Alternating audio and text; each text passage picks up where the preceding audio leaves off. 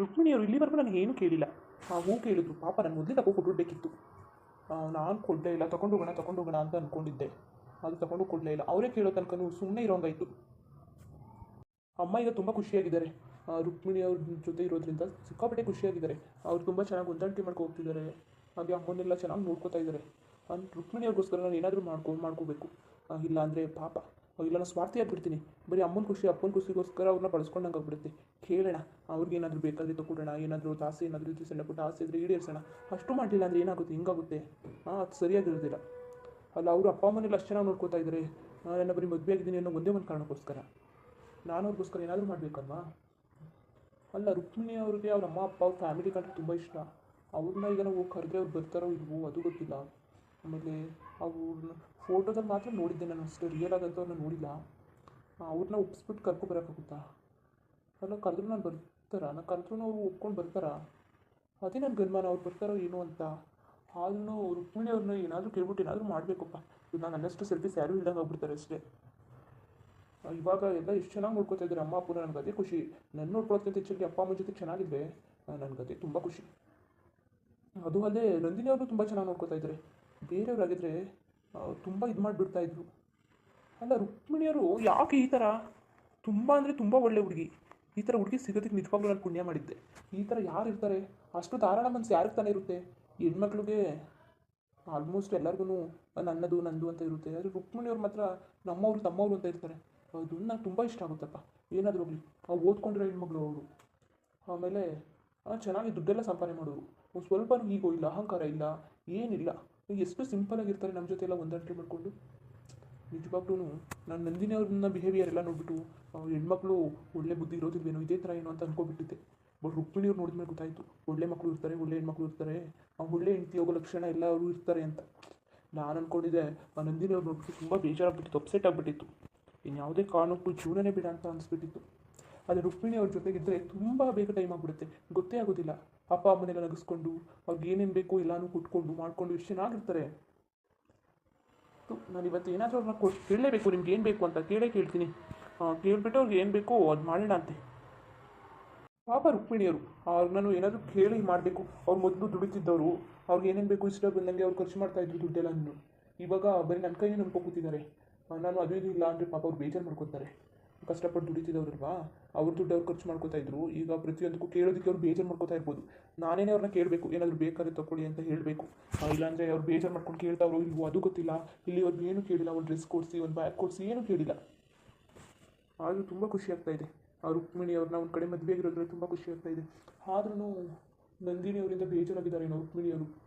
ನಾನು ನಿಜವಾಗ್ಲೂ ನಾನು ಎಕ್ಸ್ಪೆಕ್ಟೇ ಮಾಡಿರ್ತಿಲ್ಲ ನಂದಿನಿ ಅವರು ಮನೆಗೆ ಬರ್ತಾರೆ, ಅದು ಈ ಪರಿಸ್ಥಿತಿಗೆ ಬರ್ತಾರೆ ಅಂತ. ನಾನು ಏನು ಮಾಡಲಿಲ್ಲ, ಏನೋ ಅವ್ರನ್ನ ಮನೆಯಿಂದ ಆಚೆ ಕಳ್ಸೋಕ್ಕಾಗುತ್ತಾ? ಅದು ಅಲ್ಲದೆ ಅವ್ರ ಅಮ್ಮ ಬರೀ ಆ ಥರ ಅಂದರು. ಇಲ್ಲ ಈಗ ಮಾಡಿರೋದೇ ಸರಿ. ನನಗೆ ನಂಬಿಕೆ ಇದೆ. ನಂದಿನಿ ಅವರು ಅವ್ರ ಮಗುನ ಚೆನ್ನಾಗಿ ನೋಡ್ಕೊಳ್ಳಿಲ್ಲ ಅಂದ್ರೂ ರುಕ್ಮಿಣಿಯವರು ತುಂಬ ಚೆನ್ನಾಗಿ ನೋಡ್ಕೋತಾರೆ ಮಗುನ. ನಾನಂತೂ 100%ಗೆ 200% ಬಿಲೀವ್ ಮಾಡ್ತೀನಿ ರುಕ್ಮಿಣಿಯವ್ರು ನಮ್ಮ ಹತ್ರ. ಬೇಗ ಹೊರಡಬೇಕು ನನ್ನ ಮನೆಗೆ. ಬೇಗ ರುಕ್ಮಿಣಿಯವ್ರು ತೊಗೊಂಡೋಗಿ ಹೂ ಕೊಡಬೇಕು. ಅವ್ರು ತುಂಬ ಖುಷಿ ಆಗ್ತಾರೆ. ಮತ್ತೆ ಇನ್ನೇನು ಕೊಡಿ ರುಕ್ಮಿಣಿಯವ್ರಿಗೆ? ಅವ್ರನ್ನೇ ಕರ್ಕೊಂಡು ಒಂದಿನ ಶಾಪಿಂಗ್ ಮಾಡಿದ್ರಾಯಿತು. ಅಲ್ಲ, ಅವ್ರನ್ನ ಕರ್ಕೊಂಡು ಹೋದರೆ ನಂದಿನಿ ಅವ್ರು ಏನಾದರೂ ಅನ್ಕೊಂತಾರ?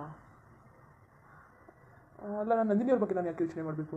ಅವ್ರು ಮಾತ್ರ ನನ್ನ ಬಗ್ಗೆ ಯೋಚನೆ ಮಾಡಲಿಲ್ಲ, ನಮ್ಮ ಅಮ್ಮನ ಬಗ್ಗೆ ಯೋಚನೆ ಮಾಡಲಿಲ್ಲ, ನಮ್ಮ ಅಪ್ಪನ ಬಗ್ಗೆ ಯೋಚನೆ ಮಾಡಲಿಲ್ಲ. ನಾನು ಅವ್ರ ಮಗುಗೋಸ್ಕರ ಮಾತ್ರ ನಾನು ಇಷ್ಟು ಇರೋದು. ಇಲ್ಲಾಂದಿದ್ರೆ ನಾನು ಅವನ ಮನೆ ಒಳಗಡೆನೇ ಸೇರಿಸ್ತಾ ಇರಲಿಲ್ಲ. ಮಗು ಆಗೋ ತನಕ ಇರಲಿ, ಆಮೇಲೆ ನಾವು ಮಗುನ ನಾವು ಇಟ್ಕೊತೀವಿ ಅಷ್ಟೇ. ಅವ್ರಿಗಂತೂ ಮಗು ಸಾಕೋ ಯೋಗ್ಯತೆಯೂ ಇಲ್ಲ, ಏನೂ ಇಲ್ಲ. ಅವ್ರು ಈ ಥರ ಆಡ್ಕೊಂಡು ನಿಂತ್ಕೊಂಡ್ರೆ ಈ ಥರನ? ಯಾರಾದರೂ ಒಬ್ಬರು ತಾಯಿ ಆಗ್ತಿದ್ದಾರೆ ಅಂದರೆ ಎಷ್ಟು ಇದಿರುತ್ತೆ, ಸಾಫ್ಟ್ನೆಸ್ ಇರುತ್ತೆ. ಇವ್ರು ಯಾವಾಗ ನೋಡಿದ್ರು ಬರೀ ಹಾರ್ಡಾಗಿ ಆಡ್ತಾ ಇರ್ತಾರೆ. ಸುಮ್ಮನೆ ನನಗಂತೂ ತುಂಬ ಕೋಪ ಬಂದುಬಿಡುತ್ತೆ. ಸ್ವಲ್ಪ ಬೇರೆಯವ್ರ ಬಗ್ಗೆ ಕಾಳಜಿ ಇಲ್ಲ, ಪ್ರೀತಿ ಇಲ್ಲ, ಏನಿಲ್ಲ. ಒಂಥರ ಮೃಗ ಆಡೋದಿಲ್ವ ಆ ಥರ ಆಡ್ತಾರೆ. ಅಲ್ಲ, ಅವ್ರಿಗೆ ಹಾರ್ಟ್ ಇದೆಯಾ ಇಲ್ವಾ ಅನ್ನೋದೇ ಗೊತ್ತಿಲ್ವಲ್ಲ ನನಗೆ. ಯಾವಾಗ ನೋಡಿದ್ರು ಒಂಥರ ಬೆಂಕಿ ಥರ ಆಡ್ತಾ ಇರ್ತಾರೆ. ಸ್ವಲ್ಪ ಸಾಫ್ಟ್ನೆಸ್ಸೇ ಇಲ್ಲ. ಅದೇನಪ್ಪ ಆ ಥರ ಆಡ್ತಾರೋ ನನಗಂತೂ ಗೊತ್ತೇ ಆಗ್ತಾ ಇಲ್ಲ. ಬನ್ನಿರಿ, ನನಗಂತೂ ತುಂಬ ಖುಷಿ ಆಗ್ತದೆ. ಅಲ್ಲ, ಕೇಳಿದ ತಕ್ಷಣ ಹೂನೇ ತಂದುಬಿಟ್ಟಿದ್ದೀರಾ? ಏನು ಕೇಳಿದ್ರಿ? ನಾವು ಹೂ ಕೇಳಿದ್ರು ಅಷ್ಟು ತಂದು ಕೊಡೋಕ್ಕಾಗೋದಿಲ್ವಾ ನಿಮ್ಮ ಗಂಡಾಗಿ? ಹೌದಾ, ಬನ್ನಿ ಕುತ್ಕೊಳ್ಳಿ ಬನ್ನಿ. ಅಲ್ಲ ರೀ, ನೀವು ಬೇರೆ ದಿನ ಎಲ್ಲ ಆಫೀಸ್ ಕೆಲಸ ನೋಡ್ಕೋಬೇಕು, ಅಪ್ಪನ ಕೆಲಸ ನೋಡ್ಕೋಬೇಕು ಅಂತ ಓಡ್ತಿದ್ರಿ. ಇವತ್ತೇ ಇಷ್ಟು ಬೇಗ ಬಂದುಬಿಟ್ಟಿದ್ದೀರಾ? ಅದೇ ರುಕ್ಮಿಣಿಯವರೇ, ಹೂ ಕೇಳಿದ್ರಲ್ಲ. ಇದೊಳ್ಳೆ ಚೆನ್ನಾಗಿದೆ. ಹೂ ಕೇಳಿದ ತಕ್ಷಣ ನೀವು ಕೆಲಸನೇ ಬಿಟ್ಟಿಟ್ಟು ಬಂದುಬಿಡೋದಾ? ಸರಿ, ಮುಡಿಸಿ. ರೀ, ನನಗಂತೂ ತುಂಬ ಖುಷಿ ಆಯಿತು. ಕೇಳಿದ ತಕ್ಷಣ ಹೂ ತಂದು ಕೊಟ್ಟು ನನಗೆ ಮಡಿಸ್ಕೊಡ್ತಾ ಇದ್ದೀರಲ್ಲ, ತುಂಬ ಖುಷಿ ಆಯಿತು. ಸರಿ ರೀ, ನೋಡಿ ಹೇಗೆ ಕಾಣಿಸ್ತಾ ಇದ್ದೀನಿ? ತುಂಬ ಚೆನ್ನಾಗಿ ಕಾಣಿಸ್ತಾ ಇದ್ದೀನಲ್ವಾ ಹೂ ಮಾಡ್ಕೊಂಡು? ಸಖತ್ತಾಗಿ ಕಾಣಿಸ್ತಾ ಇದ್ದೀರಾ ರುಕ್ಮಿಣಿಯವರೇ? ರೀ, ನನಗಂತೂ ಮಾಡಿದ್ದು ಎಷ್ಟು ಖುಷಿ ಆಯಿತು ಗೊತ್ತಾ. ನನ್ನ ಜಡೆಗೆ ತುಂಬ ಚೆನ್ನಾಗಿ ಕಾಣಿಸ್ತಾ ಇದೆಯಲ್ವಾ ಹೂವು. ತುಂಬ ಕ್ಯೂಟಾಗಿ ಕಾಣಿಸ್ತಾ ಇದ್ದೀರಾ ರುಕ್ಮಿಣಿಯವರೇ. ಹೌದಾ, ನನಗಂತೂ ಖುಷಿ ಆಯಿತು. ರುಕ್ಮಿಣಿಯವರೇ, ನಿಮ್ಗೆ ಏನು ಬೇಕು? ನಾನು ನಿಮ್ಗೆ ಏನು ಬೇಕು ಹೇಳಿ ಅಂತ ಕೊಡ್ತೀನಿ. ನೀವು ಇವಾಗ ಏನಾದರೂ ಕೇಳಿದ್ರೆ ನನ್ನ ಕೈಲಾದ್ರೆ ನಾನು ಅದು ಮಾಡ್ತೀನಿ. ಏನು ಕೇಳ್ತೀರಾ? ಏನು ಬೇಕು? ಸೂರ್ಯ ಅವರೇ, ನನಗೆ ನಿಮಗಿಂತ ದೊಡ್ಡ ಗಿಫ್ಟಿಗೆ ನನಗೇನು ಇಲ್ಲ ಸೂರ್ಯ ಅವರೇ. ನನಗೇನು ಬೇಡ.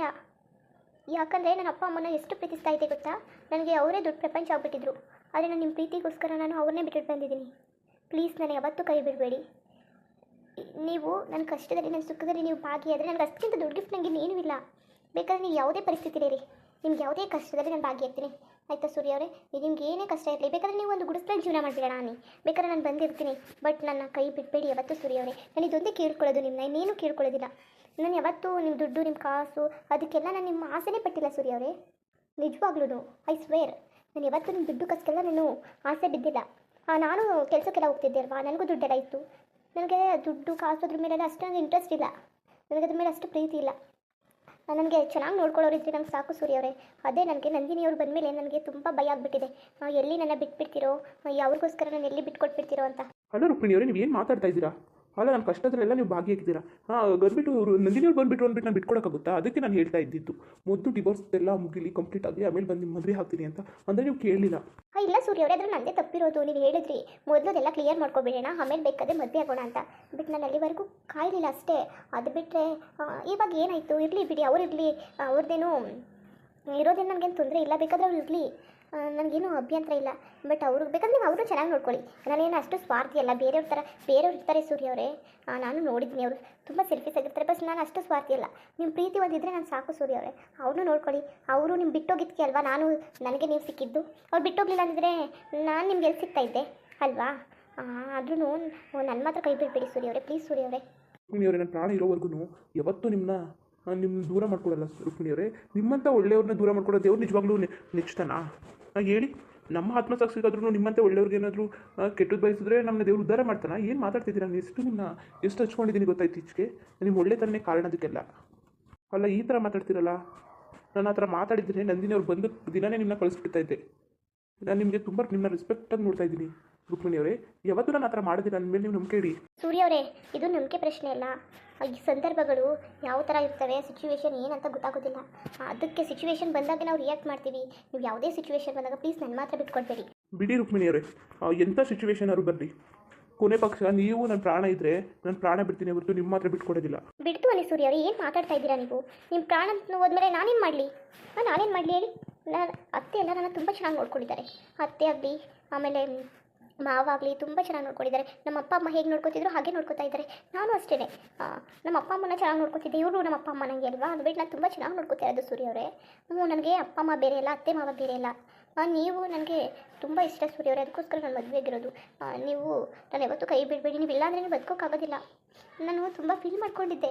ನೀವು ಹೇಳಿದ್ರಲ್ಲ ನನಗೆ ಆಲ್ರೆಡಿ ಮದುವೆ ಆಗಿದೆ ಅಂತ. ಅವಾಗ ನನಗೆ ತುಂಬ ಬೇಜಾರಾಗ್ಬಿಟ್ಟಿತ್ತು. ಸೂಸೈಡ್ ಮಾಡ್ಕೋಬೇಡ ಅಷ್ಟಕ್ಕೆ ಹೋಗಿದ್ದೆ. ಬಟ್ ನನ್ನ ಫ್ರೆಂಡ್ ಕಾಲ್ ಮಾಡಿ ಇದೆಲ್ಲ ಮಾಡ್ಕೋಬೇಡ ಹಾಗೆ ಹೀಗೆ ಅಂತ ಹೇಳಿದ್ಲು. ಅದಕ್ಕೋಸ್ಕರ ನಾನು ಸುಮ್ಮನಾಗಿದ್ದಷ್ಟೇ. ಅವಳು ಧೈರ್ಯ ಹೇಳಿದ್ಲು. ಅದೇ ತಕ್ಷಣ ಮನೆಗೆಲ್ಲ ಬಂದು ಧೈರ್ಯ ಹೇಳಿದ್ಲು. ಇಲ್ಲಾಂದರೆ ಆ ಸಂದರ್ಭದಲ್ಲಿ ನಾನು ಏನು ಮಾಡ್ಕೋತಿದ್ದೋ ಗೊತ್ತಿಲ್ಲ. ಅಷ್ಟೆಲ್ಲ ಸಂದರ್ಭ ಅದೆಲ್ಲ ಆಗಿ ನಾನು ಮತ್ತೆ ನಿಮಗೆ ಸಿಕ್ಕಿದ್ದೀನಿ. ನಾನು ಇಷ್ಟಪಟ್ಟಂಗೆ ನೀವು ಪಡೆದಿದ್ದೀನಿ ಅಂದರೆ ಮತ್ತೆ ನಾನು ಕಳ್ಕೊಳ್ಳೋಕೆ ಇಷ್ಟ ಇಲ್ಲ. ನೀವು ಅದೊಂದು ಗಿಫ್ಟ್ ನನಗೆ ಗಿಫ್ಟ್ ಅಲ್ಲ, ದಾನ ಮಾಡಿ ಸೂರ್ಯ ಅವರೇ ನಿಮ್ಮ ಪ್ರೀತಿನ ಪ್ಲೀಸ್. ನಾನು ನಂದಿನಿಯವ್ರು ಬಂದಿದ್ದಾರೆ ಅಂದ್ಬಿಟ್ಟು ನನ್ನ ಮರೆತುಬಿಡಬೇಡಿ ನೀವು. ಅಲ್ಲ ರುಕ್ಮಿಣಿಯವರೇ, ಇದು ಏನು ಹುಚ್ಚುಚ್ಚಿ ಥರ ಮಾತಾಡ್ತಿರಲ್ಲ. ನಾನು ಯಾಕೆ ನಿಮ್ಮನ್ನ ಬಿಟ್ಬಿಡ್ಲಿ ಹೇಳಿ? ಬಿಡೋದಿದ್ದೀರ ನಾನು ಅವತ್ತೇ ಬಿಟ್ಬಿಡ್ತಿದ್ದೆ. ಇವಾಗ ನೀವು ನನ್ನ ಲೈಫಲ್ಲೇ ನನ್ನ ಪಾರ್ಟ್ ಆಫ್ ಲೈಫ್ ಆಗಿದ್ದೀರಾ ಗೊತ್ತಾ? ನೀವು ಇಲ್ಲದೆ ನನಗೆ ಇರೋಕ್ಕೆ ಆಗೋದಿಲ್ಲ. ಅಷ್ಟು ಹಚ್ಕೊಬಿಟ್ಟಿದ್ದೀನಿ. ಏನು ನೀವು ಈ ಥರ ಮಾತಾಡ್ತಿರಲ್ಲ? ಬಿಟ್ಟಾಕಿ, ಸುಮ್ಮನೆ ಏನೇನೋ ಯೋಚನೆ ಮಾಡಿ ತಲೆಯೆಲ್ಲ ಕಿಡಿಸ್ಕೊಬೇಡಿ. ಯಾವತ್ತಿದ್ರು ನೀವು ನಮ್ಮೊಳಗೆ ಗೊತ್ತಾ? ಸ್ವಲ್ಪ ನಗಿ. ಈ ಥರ ಬೇಜಾರಿದ್ರೆ ನಂಗೆ ತುಂಬ ಹರ್ಟ್ ಆಗುತ್ತಪ್ಪ. ಬಿಡಿ, ನಿಮ್ಗೆ ಯಾಕೆ ಹರ್ಟ್ ಮಾಡೋದು? ನೀವು ಖುಷಿಯಾಗಿದ್ರೆ ನಾನು ಚೆನ್ನಾಗಿರೋದು. ಮುಂದುವರಿಯುವುದು. ಹಂಗೆ ವಿಡಿಯೋ ಹೆಂಗಿತ್ತು ಅಂತ ದಯವಿಟ್ಟು ಕಮೆಂಟ್ ಮಾಡಿ ತಿಳಿಸಿ. ಇನ್ನು ನಮ್ಮ ಚಾನಲ್ಗೆ ಸಬ್ಸ್ಕ್ರೈಬ್ ಮಾಡ್ಕೊಂಡು ದಯವಿಟ್ಟು ಸಬ್ಸ್ಕ್ರೈಬ್ ಮಾಡ್ಕೊಂಡು ನೋಡಿ. ಹಂಗೆ ಲೈಕ್ ಸಪೋರ್ಟ್ ಮಾಡಿ. ಎಲ್ಲರಿಗೂ ಧನ್ಯವಾದಗಳು, ನಮಸ್ಕಾರ. ಇಷ್ಟ ಆದರೆ ಒಂದು ಲೈಕ್ ಕೊಟ್ಬಿಡಿ. ಬರೋದ ಮತ್ತೆ.